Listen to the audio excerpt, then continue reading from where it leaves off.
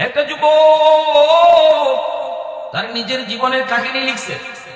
আমি আমার মার গর্ভে একমাত্র সন্তান। আমার মা শুধু আমার মুখের দিকে তাকাইয়া আমার জন্মের কিছুদিন পরে আমার আব্বা মারা গেলেন, কিন্তু নানা নানি মামা মামি সবাই আসছে মাকে নিয়ে যাওয়ার জন্য, কিন্তু মা যায় নাই।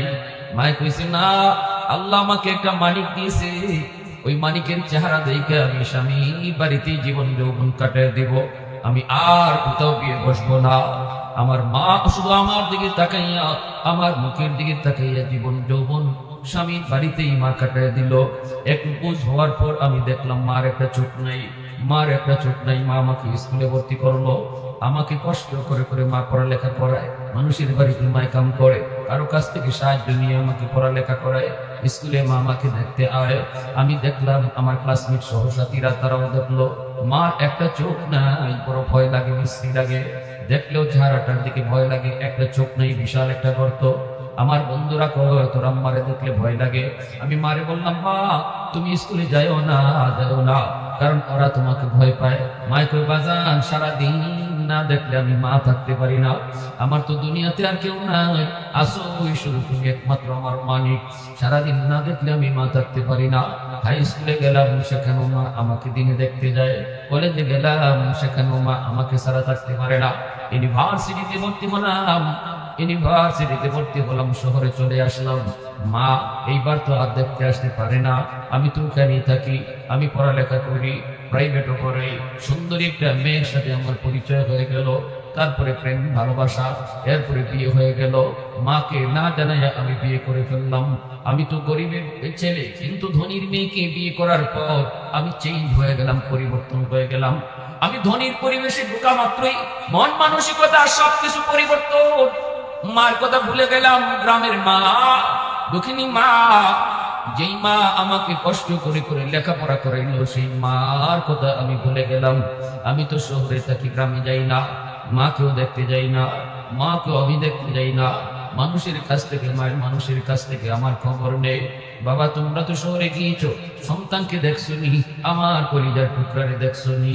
মানুষেরা কইতো তোমার ছেলে তো এখন মস্ত বড় অফিসার, তোমার ছেলে তো এখন মস্ত বড় অফিসার, ঢাকা শহরে নিজস্ব বাসা, নিজস্ব গাড়ি নিয়ে ঘুরে।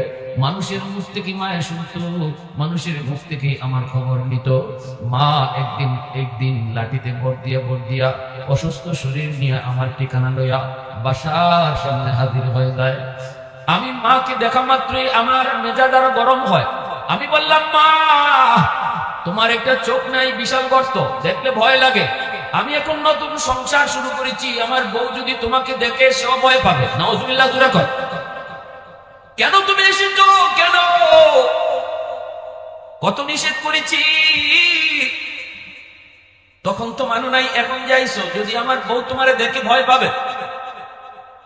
এই কথা বলতেই দুঃখিনী মা দরজার পাশে দাঁড়ায় চোখের পানিটা ছেড়ে বাজান আমি তোর বাড়িতে, তোর বাসায় থাকতে আসি নেই, দরজা খুলতে হবে না, আমি বাসায় ঢুকবো না, শুধু একটা নজরে তোর চেহারা দেখার জন্য আইছি, একটা নজর শুধু তোর চেহারাটা দেখার জন্য আইছি।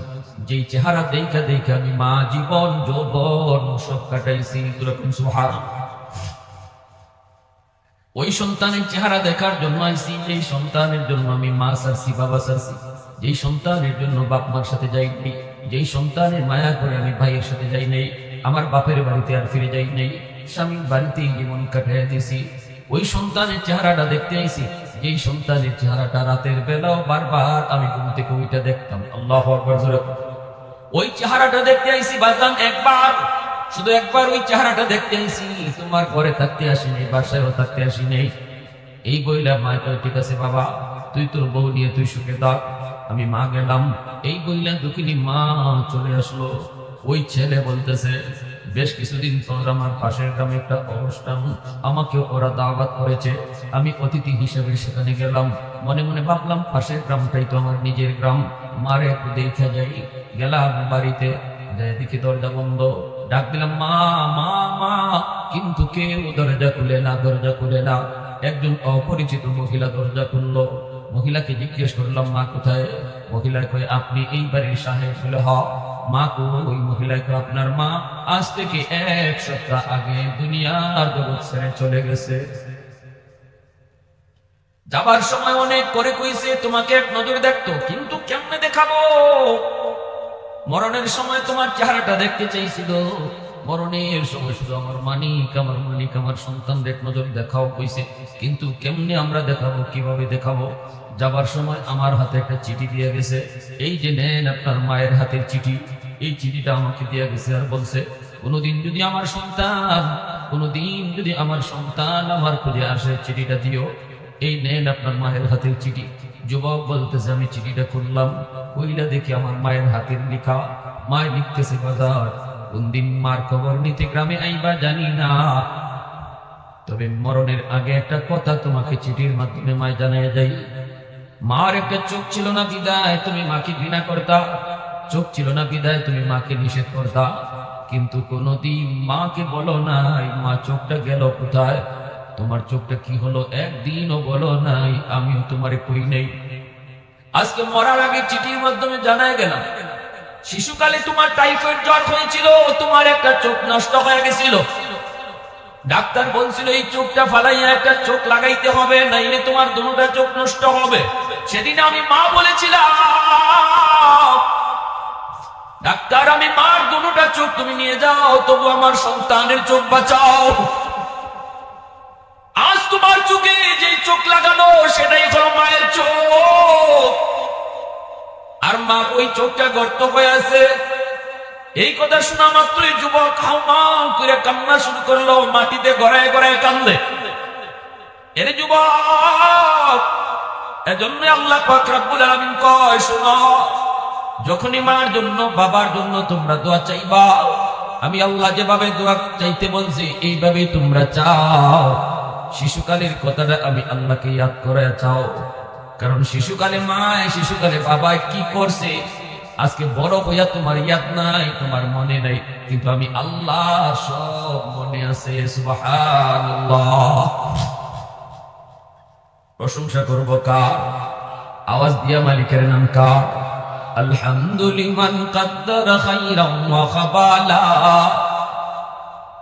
আলহামদুলিমান কদ্দারা খাইরাম ওয়া খাবালা, ওয়া শুকরু লিমান সাওয়ারা হুসনাম ওয়া জামালা, ফরদুন সামাদুন আন সিফাতিন খালকি বারিউন, রব্বুন আযলিয়্যুন খালাকাল খালকা কামালা, লা বিদ্দা ওয়ালা নিদ্দা ওয়ালা হাদ্দা লিমাওলা, আল-আনা কামা কানা ওয়া লাম ইয়ানকাদা ওয়ালা, আল-আনা কামা কানা ওয়া লাম ইয়ানকাদা ওয়ালা।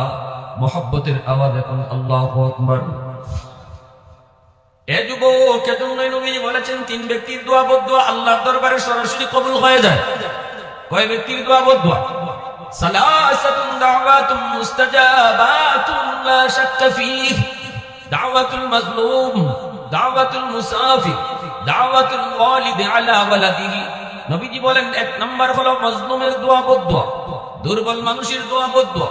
সমাজের ভিতরে যেই মানুষগুলা দুর্বল, ওই দুর্বলের উপরে যদি সবল জুলুম করে, সবল যদি অত্যাচার করে, কথার দ্বারা হাতের দ্বারা জমি দখল করার দ্বারা দুর্বলের উপরে যদি কেউ জুলুম করে, ওই দুর্বল মানুষটা সমাজের মেম্বারের কাছে বিচার নিয়ে যায় না, চেয়ারম্যানের কাছেও বিচার নিয়ে যায় না, এমপির কাছেও বিচার নিয়ে যায় না, কারণ সে জানে বিচার দিলেও বিচার পাবে না। সমাজে মেম্বার সকলের পক্ষে থাকে, ঠিক কিনা জোরে কর? চেয়ারম্যান সকলের পক্ষে থাকে, এমপি সকলের পক্ষে থাকে।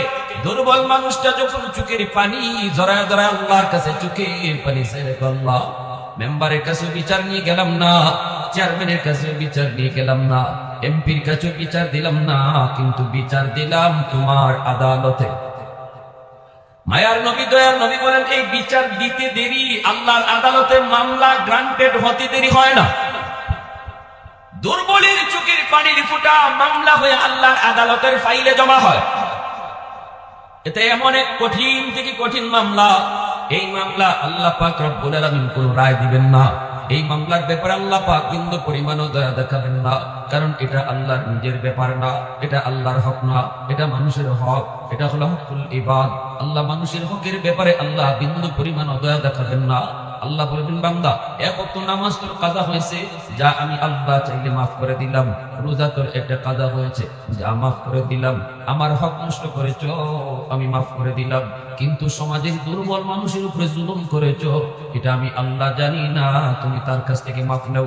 মামলা আগে ডিসমিস করো, এরপরে নামাজ নিয়ে তুমি জান্নাতে যাও, রোজা নিয়ে জান্নাতে যাও, এরপরে তোমার হজ উমরা নিয়ে জান্নাতে যাও। আগে দুর্বলের মামলা ডিসমিস করো। কিয়ামতের ময়দানে দুর্বলের মামলায় বহু সবল তার জিন্দেগির নামাজ দুর্বলকে দিয়ে দিতে হবে, তার জীবনের হজ উমরা দুর্বলকে দিয়ে দিতে হবে, তার জীবনের লক্ষ লক্ষ টাকার দানের সৎকার সওয়াব দুর্বল মানুষকে দিয়ে মুক্তি নিতে হবে।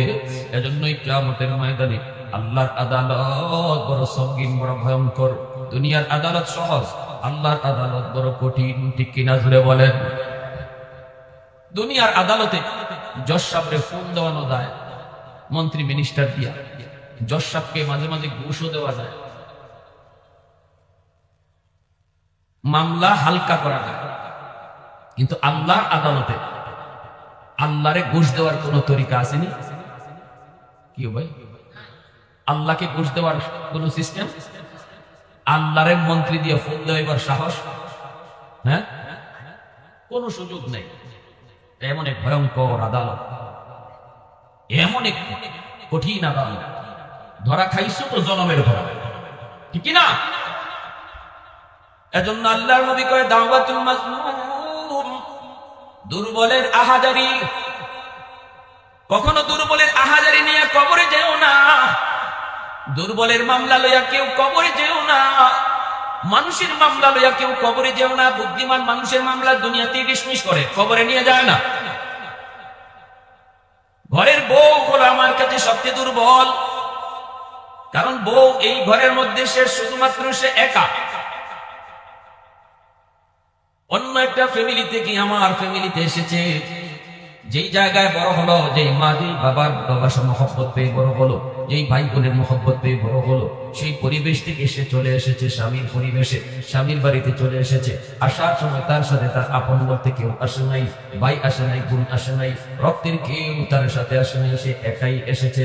যেই পরিবেশটাতে ছোট্ট থেকে বড় হলো, সবার ভালোবাসা মহব্বত পেয়ে সেই পরিবেশের মানুষগুলাকে জীবনের জন্য পর বানাইয়া স্বামীর বাড়ির মানুষগুলাকে আপন বানাইয়া বান্দি চলে এসেছে, আল্লাহর বান্দি চলে এসেছে। এইবার সে স্বামীর ঘরে আইসে যদি একটু শান্তি না পায়, স্বামীর ঘরে যদি স্বামীর কাছ থেকে জুলুম পায়, স্বামীর ঘরে যদি স্বামীর ফ্যামিলি থেকে কষ্ট পায়, তাহলে এই কষ্ট শেয়ার করার মতো লোক এই ঘরে কেউ নাই। কারো কাছে সে কইতে পারে না, যার কাছে কইতে যায় সেই তো স্বামীর মানুষ, সেই তো স্বামীর লোক, তার নিজের লোক তো কেউ নেই। এজন্য মনের কষ্ট মনেই চাপা দেয়, মনের কষ্ট মনেই চাপা দেয়। বাবাকেও ফোন দিয়ে কয় না, মাকেও ফোন দিয়ে জানায় না, কারণ মাকে বাবাকে জানালে বাপ মা টেনশন করবে, কষ্ট পাবে। পাক ঘুরে যায় চোখের পানি ফালায়, বাথরুমের ভিতরে যায় চোখের পানি ফালায়। ওই যে চোখের পানির ফুটা, এটা এত গরম, এত পাওয়ারফুল, আল্লাহর জমিনে চোখের পানিটা বরদাস্ত করে না। প্রতিটা চোখের পানির ফুটা আল্লাহর আদালতের ফাইলে গিয়া জমা হয়। প্রতিটা চোখের পানির ফুটা মামলা হিসাবে আল্লাহর আদালতের ফাইলে জমা হয়। এজন্য কিয়ামতের ময়দানে বহু স্বামী স্ত্রীর মামলায় আল্লাহর আদালতে ধরা খেয়ে যাবে। যদি আমি স্ত্রীকে ভালোবাসা না দেই, স্ত্রীকে যদি আমি কষ্ট দেই, কারণ এই ঘরে সে হলো সবার মধ্যে দুর্বল। এই ঘরে আপন বলতে তার কেউ নাই, আপন হলো তার স্বামী, ঠিক না? এই স্বামীর কাছ থেকে যদি কষ্ট পায়, আল্লাহর বান্দির চোখের পানির ফুটা আল্লাহর আদালতের ফাইলে জমা হয়। একজন স্ত্রী স্বামীর ঘরে স্বামীর বড় ভালোবাসা তার জীবনের সবচেয়ে বড় পাওয়া, সবচেয়ে বড় সুখ। আর বউ যদি স্বামীর ভালোবাসা না পায়, স্বামীর কোটি কোটি টাকা আছে, গাড়ি আছে, বাড়ি আছে, কিন্তু বউরে ভালো পায় না, রাত 2টা 3টা বাজে মদ খায় ঘরে ঢুকে, এই মহিলার মতো দুনিয়াতে দুঃখী আর কেউ নাই, ঠিক কিনা? আবু সুফিয়ান মক্কার কাফেরদের লিডার। অসুবিধা হয়েছে ভাই আপনাদের? মনোযোগ কার কার আছে দেখেন আপনার হাত। আল্লাহ তুমি কবুল করো, সবাই করো আমিন। আবু সুফিয়ান মক্কার কাফেরদের লিডার, কিন্তু পরবর্তীতে ইনি মুসলমান হয়েছেন মক্কা বিজয়ের পর। কিন্তু জীবন ভর নবীর সাথে দুশ্মনী ছিল। দুশ্মনী থাকলেও আবু সুফিয়ানের সাথে নবীজির একটা আত্মীয়তার সম্পর্ক ছিল। আবু সুফিয়ান হলেন নবীজির শ্বশুর। আল্লাহর নবীর ঘরে নবীর একজন পবিত্র বিবির নাম উম্মে হাবিবা রাদিয়াল্লাহু তাআলা আনহা। এই উম্মে হাবিবা ইনি আবু সুফিয়ানের কলিজার টুকরা মেয়ে। খালি মেয়ে না, মেয়েদের ভিতরে সবচেয়ে বেশি আদরের। এই উম্মে হাবিবা রাদিয়াল্লাহু তাআলা আনহা ইনি কেমনে মুসলমান হয়েছেন, তারপরে কেমনে নবীর ঘরে আইছেন, এই লম্বা ঘটনা। স্বামীরে নিয়ে প্রথমে মুসলমান হয়েছেন, তারপরে স্বামীরে নিয়ে মক্কা থেকে চলে গেছেন হাবশায়। সেখানে যাওয়ার পরে স্বামী আবার খ্রিস্টান হয়ে গেছে। এর ফলে ইনি পড়ে গেছেন একা। এই অবস্থায় ইনি স্বপ্নে দেখেন আকাশের চাঁদ ওনার কুলে এসে পড়ছে। আল্লাহ নবীর কাছে খবর গেছে উম্মে হাবিবা তিনি বিপদে, স্বামীরে নিয়া বাবার বাড়ি সাইরা নবীর উপর ঈমান আইনা মক্কা ছাড়ছেন। কিন্তু এখন স্বামীও নাই। আল্লাহ রাসূল বিয়ের প্রস্তাব পাঠাইছে, ইনি রাজি হয়ে গেছে। ইনি কয় আমি তো বুঝি নাই যে আকাশের চাঁদ স্বপ্নে দেখছি আমার কুলে আইছে। নবীর বিয়ের প্রস্তাব পাওয়ার পরে বুঝলাম যে আমি এটা কি স্বপ্ন দেখছিলাম। আল্লাহু আকবার জোরে বলেন। তো নবীজির ঘরে আসছেন, আল্লাহ নবীর ঘরে থাকতেছেন। আবু সুফিয়ান একদিন মনে মনে কয় যে আল্লাহ রে, আমার মেয়েটা মুহাম্মদের ঘরে, অথচ মুহাম্মদের সাথে আমার অত দুশমনী, না জানি মুহাম্মদের ঘরে আবার আমার মেয়েটা কষ্টে আছে কিনা। কারণ তার সাথে তো আমার মিল নেই, একজন আরেকজনের ক্ষতি চাই, আমি তার ক্ষতি চাই। মুহাম্মদের সাথে তো আমার কোনো মিল নেই, তো আমার মেয়ে জানি তার ঘরে কোন অবস্থায় আছে।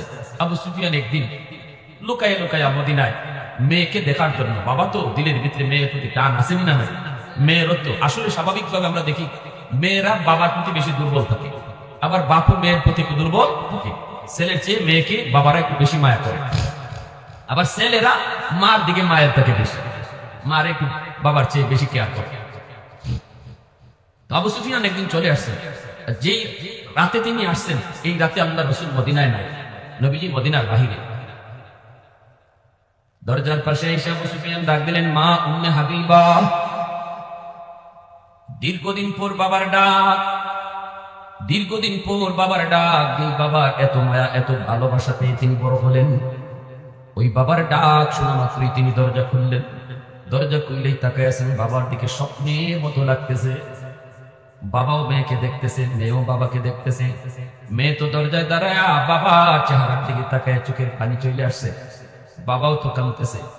এই অবস্থায় বাবাই কইতেছে, মারি একটু ঘরে ঢুকাইবি? হ বাবা আসেন। এই বইলা আম্মাদান উম্মে হাবিবা রাদিয়াল্লাহু তাআলা আনহা দৌড় দিয়া তিনি যাইয়া যেই খাটটা ছিল, যেই খাটে আমার নবী শুইতেন, এই খাটটার মধ্যে কিছুই নাই, তুষক নাই, আছে শুধু একটা চাদর। ওই চাদরটার মধ্যে আমার নবী, রহমতের নবী তিনি শুন, এই চাদরটা তিনি টান দিয়া উঠাইয়া তো রাখছেন। এরপরে বাপরে বলেন, আব্বা আপনি এখানে বসেন। সাথে সাথে আবু সুফিয়ান, মা আমি বুঝি চাদরেও বসার যোগ্য না? একটা তুষক নাই, কিছুই নাই, খাটি একটা পালং, এর উপরে একটা চাদর। এই চাদরটার মধ্যে তুমি বসতে দিলা না। তুমি কি বাবার আলিশানের কথা তুমি ভুলে গেছো? তোমার বাবা তো এমন এমন ছিল, তোমার বাবা তো এমন এমন পরিবেশে থাকে, তোমার বাবার তো এই এমন এমন হাট, তোমার বাবার তো এমন এমন জাজিম, তোমার বাবার শান শৌকতের কথা কি তুমি ভুলে গেছো? মারি আমি কি চাদরটার মধ্যে বসার যোগ্য না? এই কথা বলতেই মেয়েটাকে, আব্বু আপনি মনে কষ্ট নিয়েন না, কষ্ট নিয়েন না বাবা। এই চাদরে কে ঘুমায় জানো নি? এই চাদরে কে ঘুমায় জানো? দু জাহানের বাদশাহ এই চাদরে ঘুমায়। যেই চাদরে দু জাহানের বাদশাহ ঘুমায়, এই চাদরে তোমাকে বসতে দিতে পারি না বাবা, কষ্ট নিও না। এই কথা বইলা বাবারে বসান। এইবার বাবাই কয়, মা মা তুই বলতো দেখি তুই মুহাম্মদের ঘরে কেমন আছো? মুহাম্মদের ঘরে তুমি কেমন আছো? এই কথা বলতে উম্মে হাবিবা রাদিয়াল্লাহু তাআলা আনহা চোখের পানিটা মুছে আনবে। আব্বা পৃথিবীতে কোনো মেয়ে যদি তার, পৃথিবীতে কোনো বাবার মেয়ে যদি তার স্বামীর ঘরে সুখে থাকে, তাহলে তোমার মেয়ে উম্মে হাবিবা পৃথিবীতে সবচেয়ে সুখী। আল্লাহু আকবার জোরে কন্যা, আরেকটু জোরে কন্যা সুবহানাল্লাহ।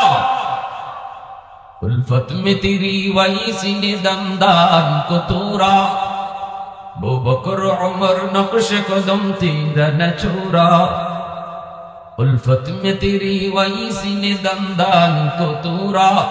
अबू बकर उमर नक्शे कदम तेरा न छोड़ा, ऐ उशाक नबी वाके असरार मदीना, सुल्तान का सुल्तान है सुल्तान मदीना, सरकार का सरकार है सरकार मदीना, गुलजार का गुलजार है गुलजार मदीना। मोहब्बतेर साथे आवाज দিয়ে কোন আল্লাহু আকবার। আবু সুফিয়ান সাথে সাথে কয় মা আর বলতে হবে না রে মা, আমি বুঝে গেছি, আমি আসছিলাম শুধু এতটুকু জানার জন্য মুহাম্মদের ঘরে তুমি কেমন আছো। মারে তুই তো আমার কলিজার টুকরা মেয়ে, আমি তো তোরে ভালো কিছু কোনোদিন না খাওয়াইয়া নিজে খাই নাই, এখনো যদি কোনো কিছু খাইতে যাই ভালো কিছু খাইতে যাই তুই যদি সেটা পছন্দ করতি, আজও আমি বাবা খাইতে পারি না, এখনো গরুর কলিজা খাইতে পারি না, তোর কথা মনে পড়ে আল্লাহু আকবার করে কও। এখনো মুরগির রান খাইতে পারি না, কারণ আমি বাবা জীবনে কোনোদিন মুরগির রান নিজে খাইনি, তুমি মায়ের মার খাওয়াইছি, আজও মনে পড়ে রে বাবা। এজন্য আসলাম তোমাকে একটু দেখার জন্য, না জানি তুমি মুহাম্মদের ঘরে কেমন আছো, কারণ মুহাম্মদের সাথে তো আমার দুশমনি, আমি ভাবছি তুমি কষ্টে আছো। আমি খুশি হয়ে গেলাম মা, আমি খুশি হয়ে গেলাম। পৃথিবীতে কোনো বাবা যদি জানে তার মেয়েটা স্বামীর ঘরে সুখে আছে, এই সংবাদটা হলো তার জীবনের সবচেয়ে খুশির সংবাদ। পৃথিবীতে কোনো বাবা যদি জানে তার মেয়েটা স্বামীর ঘরে কষ্টে আছে, সবচেয়ে কষ্টের সংবাদ হলো বাপ মার জন্য এই খবর। এজন্য আমি বাবা খুশি। বাবা মুহাম্মদ রে আসলে বলবি আমি আসছিলাম, এই বইলা মেয়েটার কপালে চুমু দিয়া ও আবু সুফিয়ান তিনি চলে গেলেন। মেয়েটা উম্মে হাবিবা রাদিয়াল্লাহু তাআলা আনহা তাকায় তাকায় শুধু দেখলেন বাবা আসলেন, বাবা চলে গেলেন। নবীজি মদিনায় গিয়ে খবর পেয়ে গেলেন, নবী ডাক দিয়ে কয় উম্মে হাবিবা শুনেছি তোমার আব্বু নাকি এসেছিলেন। উম্মে হাবিবা কয় ইয়া রাসূলুল্লাহ। নবী কয় তুমি তারে রাতে বিদায় দিলে কেন, মেহমানদারি করলা না কেন, রাতে তুমি রাখছো না কেন? এই কথা বলতেই নবীজির চেহারা লাল হয়ে গেছে, কারণ আমার নবী তো মেহমানের পাগল। আল্লাহু আকবার করে বলেন। অমুসলিমও যদি হয় তবুও মেহমানদারিতে নবী পাগল। আল্লাহ নবী কয় উম্মে হাবিবা কেন তুমি মেহমানদারি করো নাই, কেন তুমি রাতে রাখো নাই? উম্মে হাবিবা বলেন ইয়া রাসূলুল্লাহ আমি ভাবছি আপনি রাগ করবেন, কারণ আমার আব্বার সাথে আপনার দুশমনি, আমার আব্বা অমুসলিম, আমার আব্বা কাফের, কেমন করে বলি আপনি রাতে থাকেন? নবী বলেন হাবিবা ও উম্মে হাবিবা ভুল করেছো, চরম ভুল করেছো, চরম ভুল করেছো, কষ্ট পেলাম, খুব কষ্ট পেলাম। নবীজি এত কষ্ট পাইছেন, সাথে সাথে উম্মে হাবিবা রাদিয়াল্লাহু তাআলা আনহা নবীজির পা ধরে ধরে মাফ চাইতে লাগলেন। নবী ভুল হয়ে গেছে, নবী ভুল হয়ে গেছে, মাফ করে দেন, মাফ করে দেন। আর আমি একটু মুনাজাত করব, আপনি আমার সাথে আমিন বললেন। নবী কই ঠিক আছে তুমি মুনাজাত করো। সাথে সাথে আম্মা জান হাত তুলে আল্লাহ আমার আব্বারে তুমি হেদায়েত দান করো, আল্লাহ আমার আব্বারে আমার স্বামী সাহাবী বানাও। আমার নবী আমিন কইলেন, সাথে সাথে আল্লাহর দরবারে কবুল হয়ে গেল। এজন্যই ফতে মক্কার দিন আবু সুফিয়ান কালেমা পড়ে তিনি মুসলমান হয়েছেন। আল্লাহু আকবার জোরে বলেন। এজন্যই বলেছিলাম বাবা যুবক একটু শোনো, কোন স্ত্রী যদি স্বামীর বুক ভরা ভালোবাসা পায় পৃথিবীতে এটাই তার সবচেয়ে বড় সুখ। আর যদি স্বামীর ভালোবাসা না পায় পৃথিবীতে আর সব পায় তবু এটাই তার জীবনের সবচেয়ে দুঃখ, ঠিক কিনা? নবী বলেন তিন ব্যক্তির দোয়া বদ্ধ আল্লাহর কাছে সরাসরি কবুল। এর ভিতরে এক হলো মজলুম, আর এক হলো মুসাফির, আর এক হলো বাপ মা। দাওয়াতুল মুসাফির ওয়া দাওয়াতুল ওয়ালিদ আলা ওয়ালাদিহি। মজলুমের দোয়া বদ্ধ, মুসাফিরের দোয়া বদ্ধ, আর মা বাবার দোয়া বদ্ধ। বাপ মা যদি দোয়া করে এটাও আল্লাহর দরবারে সরাসরি কবুল। আর বাপ মার কলিজায় যদি সন্তান ব্যথা দেয় এই বদ্ধটাও আল্লাহর দরবারে সরাসরি কবুল। এই কথাটা আমি কইছি না রাসূল কইছেন? আল্লাহ রাসূলের কথায় কোনো সন্দেহ আছে? নবী বলছেন সরাসরি কবুল বাপ মার দোয়া। হাজারো আব্দুল কাদের জিলানী যদি আপনার ঘরে দাওয়াত করে খাওয়ান, বড় পীর আব্দুল কাদের জিলানী আপনার ঘরে দাওয়াত, একজন দুইজন না, এমন 100 জন আব্দুল কাদের আপনার ঘরে আসছেন, হাত উঠাইছেন, দোয়া কবুল কি কবুল না কোনো গ্যারান্টি নাই। কিন্তু আমার রাসূল কয় ভাঙ্গা করে বৈশা যদি মা হাত উঠায়, বাবা যদি হাত উঠায়, এই দোয়া আল্লাহর দরবারে সরাসরি কবুল গ্যারান্টি আছে। ভাইরা বন্ধুরা, জন্যই বলছিলাম আমার রাসূল মায়ার নবী ওই যুবককে বলেন, যুবক, মার জন্য বাবার জন্য কবরে তুমি কিছু পাঠাইতে চাও, এক নাম্বার হলো বাপ মার জন্য তুমি বেশি বেশি দোয়া করো, যেই দোয়াটা আল্লাহ শিখাইছেন। দুই নাম্বার নবী বলেন ওয়াল ইস্তিগফারু লাহুমা, বাপ মার জন্য কি তুমি খরচ করো, আল্লাহর রাস্তায় তুমি খরচ করো। এই যে আজকে আপনারা মুর্দেগারের জন্য খরচটা করলেন, আয়োজনটা করলেন, নবী কয় এমন আয়োজন এমন খরচ দিনের লাইনে বাপ মার জন্য মুর্দেগারের জন্য যদি করো, সাথে সাথে আল্লাহ পাক এই খেদমত কবরে আল্লাহ পৌঁছায় দেয়। তিন নম্বরে নবী বলেন ইনফাক ওয়াহদিহিমা মিন বাদিহিমা, মায়ার নবী দয়ার নবী বলেন তিন নম্বর হলো বাপ মার কোন পাওনা যদি মানুষের কাছে থাকে তুমি পাওনা পরিশোধ করো।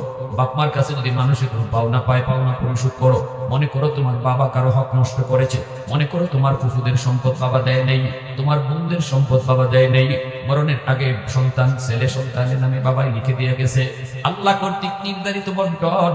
যদি বাবা এই বন্টন মাফিক সম্পদ বন্টন না কইরা কোনো সন্তানকে লিখে দিয়ে যায়, মনে রাখবা এই নিকাটা নিকান আসে জাহান্নামের আগুন নিজে কপালে লিখে নিতেছে। কোন বাপ নিজের সম্পদ যদি কোন সন্তানদের লিখে দেয়া যায়, মেয়েদেরকে ঠগায়, সে সম্পদ লিখতেছে না, সে জাহান্নামের আগুন লিখে নিতেছে। ভালো করে ইয়াদ রাখবে, সে যত বড় হাজি হোক, এই বাবা যত বড় গাজী হোক, এই বাবা যত বড় নামাজি হোক, যদি সে আল্লাহ কর্তৃক নির্ধারিত বন্টন এটা বাদ দিয়ে নিজের মর্জি মতো বন্টন করে, সে আগুন নিজে লিখে। আল্লাহ রাসূল কয় যদি তুমি জানো তোমার বাবা এই ভুলটা করছে, তাহলে বাবার কবরে যদি খেদমত পাঠাইতে চাও, মার কবরে খেদমত পাঠাইতে চাও, বাবা যে ভুলটা করছে এই ভুলটা সংশোধন করো দ্রুত। যাদেরকে বাবা ঠকাইছিল আল্লাহ কর্তৃক নির্ধারিত বন্টন মাফিক তাদের সম্পদ ফিরাইয়া দাও। যখনই সম্পদ ফিরাইয়া দিবা, বোনের সম্পদ বোনকে দিবা, ফুফুদের সম্পদ ফুফুদেরকে দিবা, তখনই আল্লাহ তোমার খেদমত বাবার কবরে পৌঁছাইবে। আর এতদিন পর্যন্ত বাবার কবরে যে আগুন জ্বলতেছিল ওই আগুন আল্লাহ নিভাইয়া দিবে। ভাই মনোযোগ দিয়ে শুনে, আর মাত্র 5-10 মিনিট আদান হয়ে যাবে, একটু মনোযোগ দিয়ে যে কথাটা বলতেছিলাম একটু দিল দিয়ে কথাটা শুনতে হইবে। ও এশার নামাজ তো পড়া হয়ে গেছে আলহামদুলিল্লাহ। তো যে কথা বলতেছি 3 নম্বরে আল্লাহ রাসূল বলেন তোমার মা বাবার যে পাওনা এই পাওনা তুমি পরিশোধ করো। আমাদের সমাজে এমন বাপ মা আছে না নাই? আছে না নাই? ছেলেদের ভিতরে ছেলে মেয়েদের ভিতরে দুই চোখে দেখে সম্পদ বন্টন দুই ভাবে করে দেয়, একজন এক রূপ দেওয়া যায়। সাবধান সাবধান, রাগ করে করেন আর গোসা করে করেন। সন্তান আপনার, সন্তান আপনার, তার যে হক এটা কিন্তু আল্লাহ কর্তৃক দেওয়া, এটা আল্লাহ কর্তৃক দেওয়া। কখনো নিজের এই সম্পদের উপরে নিজের হাত চালাবেন না, কলম চালাবেন না। কারণ এই সম্পদ নিয়ে আপনি কবরে যাইতেছেন না, আপনি কিন্তু কবরে একাই যেতেছেন।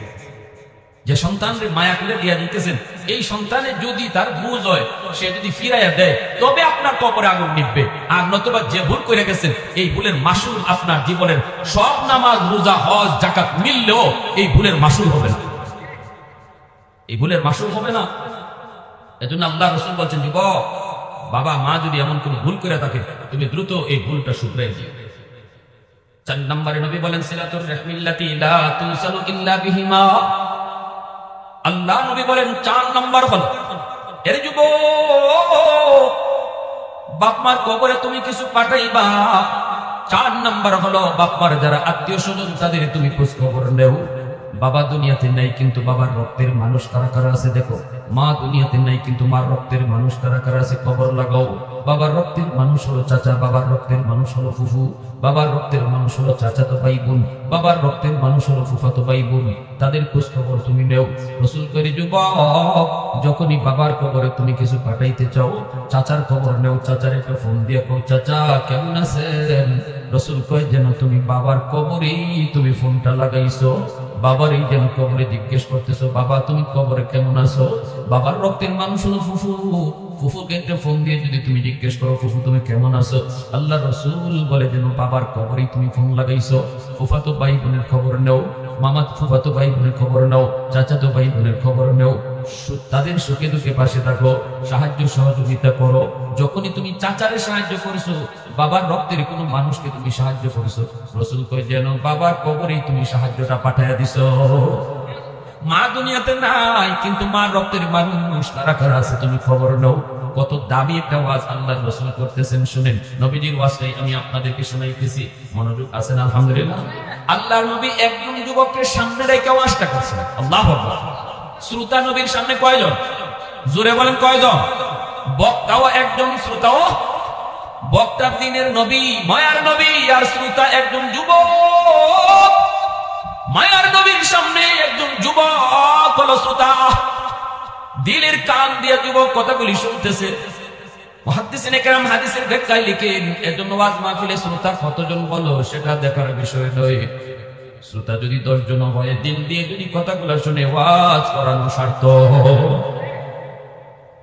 কোটি কোটি মানুষ হইল, লাখ লাখ মানুষ হইল, কিন্তু তামসা হইল, রং হইল, সার্কাস হইল, লাভ নাই, লাভ নাই। আমার রাসূল কখনো শ্রোতা কয়জন সামনে এটা বুঝে ওয়াজ করেন নাই।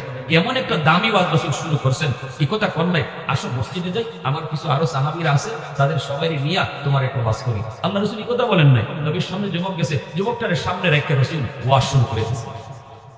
আল্লাহু আকবার। কোন এজন্য নবী বলেন 4 নম্বর কাম হলো মা বাবার রক্তের মানুষ যারা, তাদের খবর নাও। আজকে আমরা যদি নিজে কোটিপতি হই, নিজে যদি শিল্পপতি হই, নিজে যদি পয়সাওয়ালা হই, তাহলে রক্তের আপনজন মানুষ যারা গরিব হলে খবর নেই না, পরিচয় দেই না, ঠিক না? আমি যদি কোটিপতি হই, চাচাতো ভাইয়ের খবর নাই। আমি যদি কোটিপতি হই, মামাতো ভাইয়ের খবর নাই। অথচ রাসূল কয় মা দুনিয়াতে নাই। মা রক্তের মানুষ কারা কারা আছে? মা রক্তের মানুষ হলো মামা, মা রক্তের মানুষ হলো খালা। মামার খবর তুমি নাও, খালার খবর নাও, মামা তো ভাই বোনের খবর নাও, খালা তো ভাই বোনের খবর নাও। যখনই ফোন দিয়া কইবা মামা তুমি কেমন আছো, খালা তুমি কেমন আছো, আল্লাহ রাসূল কয় ফোনটা যেন মার কবরেই তুমি লাগাইছো, যেন মারে তুমি ফোন দিয়ে জিগাইতেছো আম্মা তুমি কবরে কেমন আছো, কারণ মার রক্তের মানুষের খবর নিছো। আল্লাহু আকবার। 5 নম্বর নবী কয় ইকরাম সাদিকিহিমা মিন বাদিহিমা। মায়ার নবী দার নবী বলেন 5 নম্বর হলো বাপ মা দুনিয়াতে নাই, কিন্তু দেখো বাপ মার বন্ধু বান্ধব দুনিয়াতে আছে না নেই? বাবা দুনিয়াতে নাই, দেখো বাবার বন্ধু বান্ধব কারা আছে। বাবা যাদের সাথে চলতো তাদেরকে পাইলে পরে বাবার মতো শ্রদ্ধা করো। বাবা যাদের সাথে চলতো তাদেরকে পাইলে পরে বাবার মতোই তুমি সেবা করো। বাবাকে পাইলে তুমি হয়তো বাবা দুনিয়া থাকলে বাবার একটা লুঙ্গি কিনে দিতা, বাবা দুনিয়া থাকলে বাবার একটা এরকম গেঞ্জি কিনে দিতা, বাবা দুনিয়া থাকলে হয়তো বাবার তুমি খালি কমলা খাওয়াইতা। আল্লাহ রাসূল কয় যুবক, কবরেও যদি বাবারে কমলা খাওয়াইতে চাও তুমি খাওয়াইতে পারবা। বাবার বন্ধু কারা আছে দেখো, বাবার বন্ধুরে যদি একালে কমলা খাওয়াও, যেন বাবারে তুমি কবরে কমলা খাওয়াইছো। আল্লাহ। এজন্য সাবধান, বাবার বয়সের মানুষের সাথে বেয়াদবি করো না। বাবা দুনিয়ায় নাই, বাবার বন্ধু বান্ধব বাবার বয়সের মানুষ যাদের সাথে বাবা চলতো, তাদের সাথে বেয়াদবি করলে কষ্টটা শুধু বাবার বন্ধু পায় না, কবরে বাবাও পায়। আর বাবার সমবয়সের মানুষের সাথে যদি তুমি আদব রক্ষা করে চলো, তার দিল খুশি করো, যেন বাবার কবরে বাবার দিলটা খুশি করে নিছো। আল্লাহ রাসূল কত দামি একটা ওয়াজ শুরু করলেন। এজন্য নবী কয় দেখো মা দুনিয়াতে নাই, কিন্তু মা কাদের সাথে চলতো, মা যেই মহিলাদের সাথে চলতো তাদেরকে পাইলে পরে মার মতো তুমি শ্রদ্ধা কইরো। বইলো চাচি আসেন একটা চা খাইয়ে যান, চাচি একটা পান খাইয়ে যান, চাচি নেন 500 টাকা নেন, কিছু খাইয়েন। মা থাকলে তো মারে খাওয়াইতাম, আজকে আমার মা নাই, কিন্তু আপনি তো আমার মার বান্ধবী, আপনি 500 টাকা দিয়ে কিছু খাইয়েন। রাসূল কয় যেন মারেই তুমি কবরে খাওয়াইছো। এজন্যই তো আল্লাহর নবী একদিন আম্মা জান আয়েশা সিদ্দিকা রাদিয়াল্লাহু তাআলা আনহাকে নিয়ে নবীজি খাইতে বসলেন। নবীর সামনে অনেকগুলা রুটি, আল্লাহর নবী রুটি খাবেন কিন্তু নবী খাইতে পারেন না, নবীজির চোখ থেকে পানি ঝরে। আম্মা জান আয়েশা সিদ্দিকা রাদিয়াল্লাহু তাআলা আনহা তিনি বলতেছেন নবী গো আপনি কাঁদেন কেন? নবী কয় আয়েশা কাঁদি আমার খাদিজার কথা মনে পড়ছে।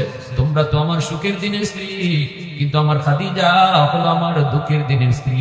আমার খাদিজার সামনে আমি কোনদিন এতগুলা রুটি নিয়ে বসতে পারি নাই, অথচ ছিল আরবের সবচেয়ে ধনী নারী, আরবের সবচেয়ে ধনী মহিলা, আন্তর্জাতিক মানের ব্যবসায়ী ছিল আমার খাদিজা। এত সম্পদ, এত সম্পদ, সব সম্পদ আল্লাহর রাস্তায় দান করে দিছে।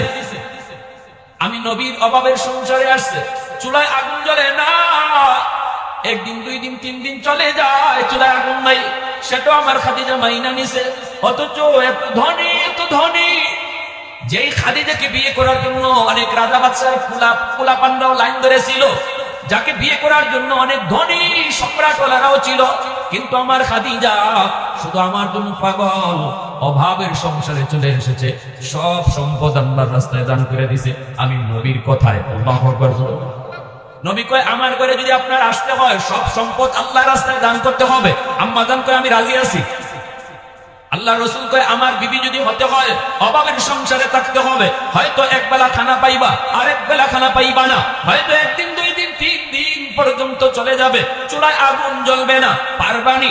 আম্মা জান খাদিজাতুল কুবরা রাদিয়াল্লাহু তাআলা আনহা কয় আমি রাজি আছি। আল্লাহু আকবার। নবী কয় যত বাড়ি আছে আপনার, যত বাড়ি আছে সব বাড়ি আর জমি, সব বাড়ি আর জমি, যার জমি নাই এদেরকে দিয়া দিতে হবে। আম্মা জান কয় আমি রাজি আছি। দিনার নবী, মায়ের নবী কান্দেন। আম্মা জান আয়েশা সিদ্দিকা রাদিয়াল্লাহু তাআলা আনহার সামনে নবী রুটি খান না, নবীজির চোখ দিয়ে দর দর করে পানি পড়ে। নবী কান্দেন, আয়েশা এতগুলা রুটি নিয়ে আমার খাদিজার সামনে কোনোদিন আমি বসতে পারি নাই, এজন্য আমি কাঁদতেছি। না আমার পেটে যাবে না, আমার গলা দিয়ে এই খানা যাবে না, আমার খাদিজারে একটা রুটি তুমি দিয়ে আসো। মাদান কই ইয়া রাসূলুল্লাহ আপনার খাদিজা তো কবরে শায়িত, খাদিজারে কেমনে রুটি খাওয়াবো? নবী গো খাদিজারে কেমনে রুটি খাওয়াবো? আম্মা জান খাদিজাতুল কুবরা রাদিয়াল্লাহু তাআলা আনহার কবর মক্কা শরীফ জান্নাতুল মুআল্লায়, মক্কার কবরস্থানে, আর মদিনার কবরের নাম জান্নাতুল বাকি। জান্নাতুল বাকিতে অনেক অসংখ্য অগণিত সাহাবী, অসংখ্য অগণিত সাহাবী, কিন্তু আম্মা জান খাদিজাতুল কুবরা রাদিয়াল্লাহু তাআলা আনহার কবর মক্কার কবরস্থানে আমি নিজে জিয়ারা করেছি। যখনই বলছি আম্মা জান খাদিজা রাদিয়াল্লাহু তাআলা আনহা, তখনই পিছন থেকে একজন আলেম, সৌদি আলেম আমারে কয় ভাই আম্মা জান খাদিজা শুধু কইও না, ও খাদিজাতুল কুবরা, খাদিজাতুল কুবরা কো, তিনি মহান, তিনি মহিয়সী, তিনি বেনজির, তিনি বেমিসাল। তার অবদানের কারণে আজ পৃথিবী জুড়ে ইসলাম চমকাইছে। আল্লাহু আকবার জোরে কর। তিনি তো সেই নারী যেই নারী তার সকল সম্পদ ইসলামের জন্য দিয়ে দিছে। তিনি তো সেই নারী যেই নারী সর্বপ্রথম মুসলমান হইছে। আল্লাহু আকবার। সর্বপ্রথম মুসলমান হওয়ার সৌভাগ্য কোন পুরুষের না, সর্বপ্রথম মুসলমান হওয়ার সৌভাগ্য একজন নারী। তিনি কে? তিনি আমার নবীর প্রিয়তমা স্ত্রী আম্মা জান খাদিজাতুল কুবরা। আল্লাহু আকবার। মায়ার নবী, দয়ার নবী আয়েশা আমার খাদিজার একটা রুটি তুমি খাওয়া আসো। আম্মা জান কই নবী গো কেমনে খাওয়াবো, তিনি তো কবরে। মায়ার নবী চোখের পানি মুছে আর খাদিজা, আমার খাদিজা কবরে, কিন্তু আমার খাদিজার একজন বান্ধবী এখনো দুনিয়ায় জীবিত আছে, যার নাম হলো নাফিসা। আল্লাহু আকবার। রাসূল কয় নাফিসার একটা রুটি খাওয়াই আসো, আমার খাদিজার এক রুটি খাওয়ানো হয়ে যাবে। ইকরামু সাদিকিহিমা মিন বাদিহিমা। 5 নাম্বার আমলটা নবী বলছিলেন, বাবা নাই মা নাই, কিন্তু বাপ মা যাদের সাথে দুনিয়ায় চলতো তাদেরকে পাইলে পরে বাপ মার মতো সেবা করবা, বাপ মার মতো শ্রদ্ধা করবা, বাপ মার মতো খেদমত করবা, বাপ মার মতো সাহায্য করবা, তবেই তোমার মা বাবা কবরে থাইকেও তোমার সাহায্য পাওয়া যাবে। কি উদাহরণটা নবী দিলেন। নবীকে আমার খাদিজার বান্ধবী নাফিসা এখনো দুনিয়ায় আছে, বুড়া হয়ে গেছে গা, কিন্তু আছে, যাও আয়েশা নাফিসার একটা রুটি খাওয়াই আসো, আমার খাদিজারই রুটি খাওয়ানো হয়ে যাবে। এজন্য আমার রাসূল ওই যুবকের সামনে রেখে 5টা আমলের কথা কইছিলেন। 1 নাম্বার বেশি বেশি বাপ মার জন্য দোয়া, মরতে কামের জন্য দোয়া।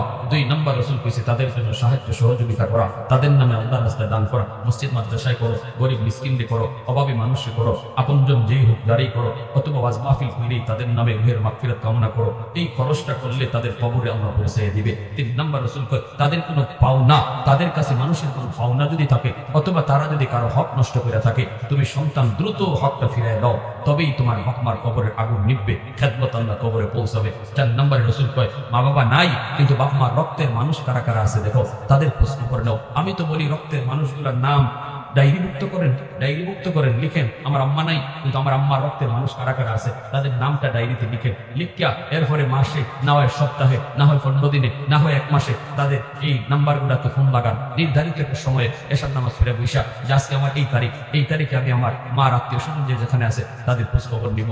এখন তো আর বাড়ি করে যাইতে হয় না, মোবাইলের যুগ। ফোনটা দিয়ে যদি কোন কিরে ভাই খালাতো ভাই কেমন আছো, কিরে এই মামাতো ভাই কেমন আছো, আল্লাহ রাসূল কইতেছে এই প্রতিটা ফোন তোমার মার কবরে যাইতেছে।